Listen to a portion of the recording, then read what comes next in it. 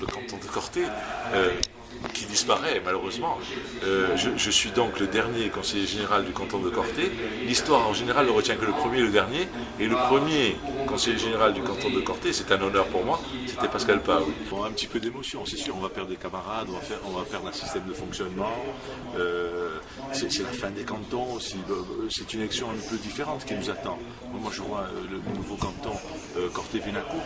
Pour moi, c'est un peu une inconnue. Je ne connais pas bien les listes électorales, je ne connais pas bien toute la population. Donc, les projets, il faut les présenter différemment. Et puis, un projet que pour un petit endroit, mais c'est un projet de territoire. Donc c'est plus du tout la même psychologie. On ne borde pas du tout les élections de la même manière. Ensuite, c'est vrai que la parité, ça change aussi les choses. Une femme n'a pas le même rapport à la politique qu'un homme. Moi, je vois, c'est pas du tout. Je ne veux pas que ces propos soient interprétés comme du machisme ou quoi. Mais c'est vrai que c'est différent. Moi, je pense que nous sommes plus impulsifs, les hommes. Les femmes sont peut-être plus réfléchies, raisonnent plus sur du long terme, moyen terme. Et ça va changer, je crois, les débats à l'Assemblée. Je pense qu'ils seront moins sanguins, peut-être plus consensuels, et on ira peut-être plus au fond des problèmes avec les femmes. Moi, je vis les deux situations. À Ajaccio, c'est une assemblée mixte, et ici une assemblée uniquement masculine. Je trouve que le travail est plus détendu à l'assemblée, et peut-être on va plus au fond qu'ici, où on est dans l'affrontement, on est dans l'excès souvent. Voilà.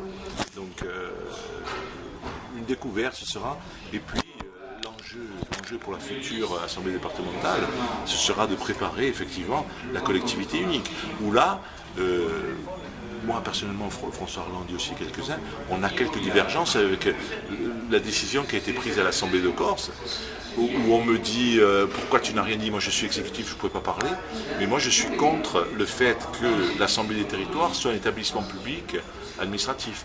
Nous ici, nous sommes pour que cette Chambre des territoires siège à Baxia et soit élue au suffrage universel. Mais c'est quand même à nous, je pense que sur la future Assemblée du Nord et peut-être même du Sud, à dire nous on veut peser, les territoires nous voulons peser sur l'avenir de notre île. Moi je pense qu'il serait bien qu'il y ait une représentation des territoires élus au suffrage universel. Au début, avant l'élection, on essaie de connaître un peu son binôme, qu'il n'y ait pas de divergence idéologique, qu'il n'y ait pas de divergence de caractériel. Moi c'est mon cas, hein, je veux dire, donc j'ai choisi quelqu'un qui, à mon avis, il n'y aura pas de problème de fonctionnement. Pour les autres, je pense que c'est pareil. Et puis on va voir ce que ça va donner. Le partage du travail se fera territorialement, je pense. Bon, moi, j'ai quelqu'un qui est plutôt du canton de Vénacourt, moi, je suis du canton de Corté. Je pense que le travail, l'accueil des gens, l'accueil des associations, sera territorialisé quand même. Je crois que ça change quand même, puisque dans la vision qu'on a du territoire, c'est un peu différent. Moi, je crois qu'on va être obligé de travailler beaucoup avec les communautés de communes. Parce que je prends mon exemple, j'ai pratiquement le même périmètre que la communauté de communes Centre-Corse. Donc on sera obligé d'avoir un peu un travail en commun là-dessus, parce que c'est un travail sur un territoire beaucoup plus grand. Et il va falloir trouver sa place. C'est vrai qu'institutionnellement, même, pas se marcher sur les pieds avec les autres qui sont présents, donc le président de la communauté des communes principalement.